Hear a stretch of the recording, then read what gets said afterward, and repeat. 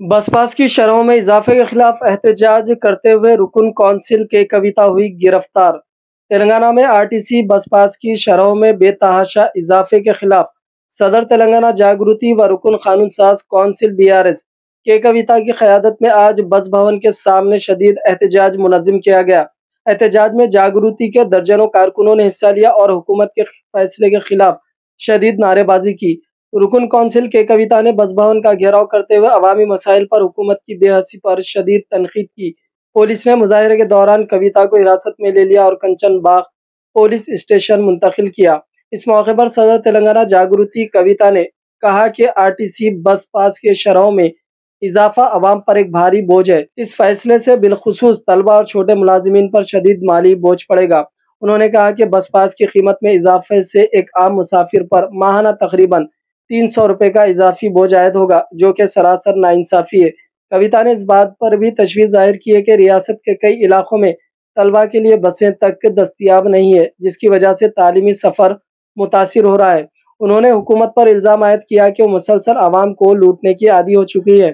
उन्होंने हुकूमत से पुरजोर मुतालबा किया कि फ़ौरन इजाफी कीमतों को वापस लिया जाए और आवाम को माली बोझ से निजात दी जाए। उन्होंने इंतबाह दिया कि अगर हुकूमत इस फैसले पर नजरसानी नहीं करती है तो एहतजाजी मुजाहिरों में मजीद शिद्दत पैदा की जाएगी।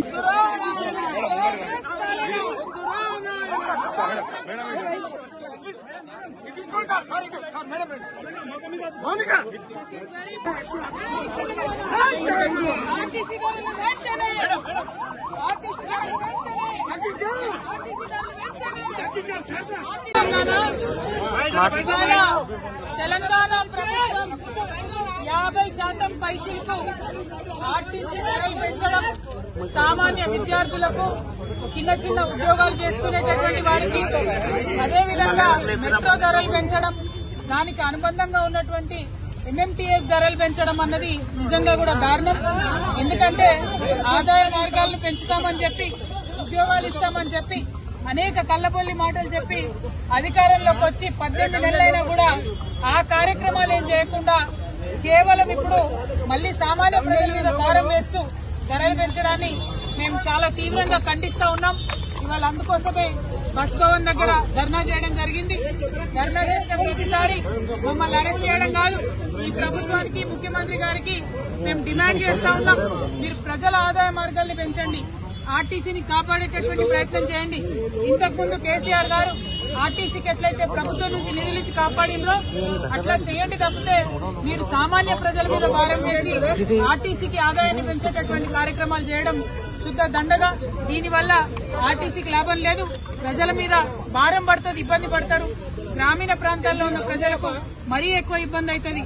ఇప్పటికే మహిళలకు ఇబ్బంది అవుతుంది, బస్సులు ఎక్కే పరిస్థితి లేదు, మగవాళ్లు టికెట్ కొనుక్కున్నా కూడా నిలబడే పరిస్థితి లేదు, కూర్చునే పరిస్థితి లేదు, నిలబడే ప్రయాణం చేయాల్సినటువంటి పరిస్థితి ఉంది. అటువంటి సందర్భాల్లో మీరు రేట్లు పెంచి ఎవరికి లాభం? కొన్ని రేట్లు పెంచితే కనీసం బస్సులు పెంచుతున్నారా? ఒక సీట్ అన్నా ఉన్నదా కూర్చోవడానికని టికెట్లు కొనే ప్రయాణికులు ప్రభుత్వాన్ని ప్రశ్నిస్తున్నారు. అవేమి చేయకుండా కేవలం మీరు రేట్స్ పెంచడం చాలా దారుణం. ఈ వైఖరిని మేము ఖండిస్తున్నాం.